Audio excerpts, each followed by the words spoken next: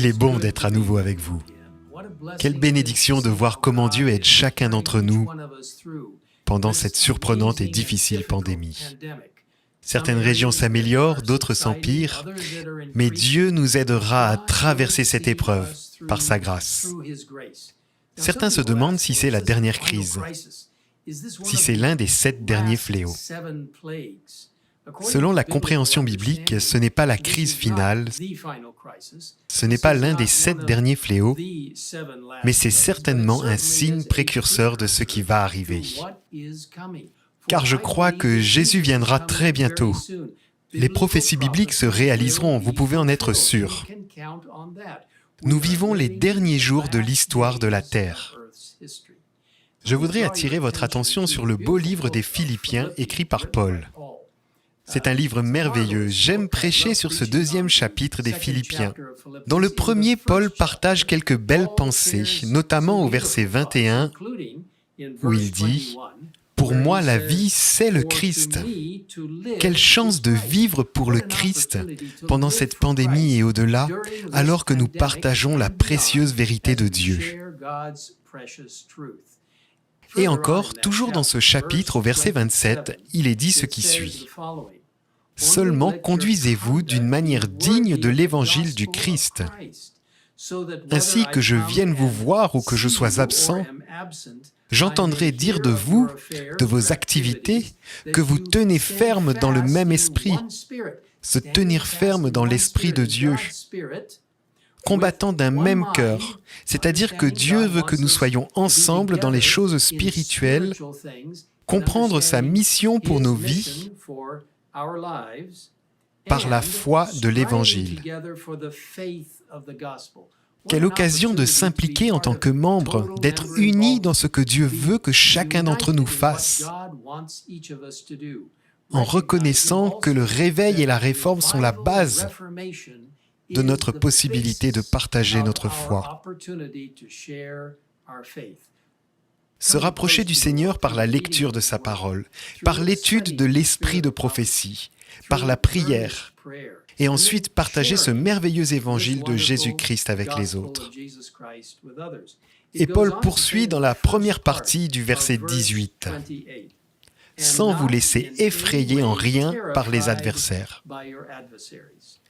Ne vous laissez pas effrayer par cette pandémie. Réalisez que Dieu vous aidera à surmonter tout cela si vous vous remettez entre ses mains.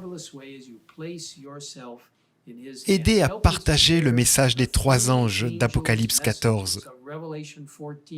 Aidez les gens à comprendre la droiture du Christ. Reconnaissez que le Seigneur vous guidera jusqu'à la fin des temps. Il a promis d'être avec nous jusqu'à la fin. Quelle belle occasion de lui faire totalement confiance. Je voudrais partager avec vous une citation tirée de Service chrétien, de belles pensées, à la page 129. Il est dit « Le Christ pose pour que son portrait soit reproduit en chacun de ses disciples. Dieu les a destinés à être semblables à l'image de son Fils. » Dieu veut que chacun de nous soit semblable au Christ. Et comme nous l'avons lu au chapitre 2 des Philippiens, auquel j'ai fait référence précédemment, vous pouvez voir que si nous avons l'esprit du Christ, nous pouvons vraiment vivre comme le Christ par sa puissance. Ils doivent manifester au monde l'amour persévérant du Christ, sa sainteté, sa douceur, sa miséricorde et sa vérité. Quelle occasion de faire vraiment partie de ceux qui partagent la vérité de Dieu en ces derniers jours de Covid,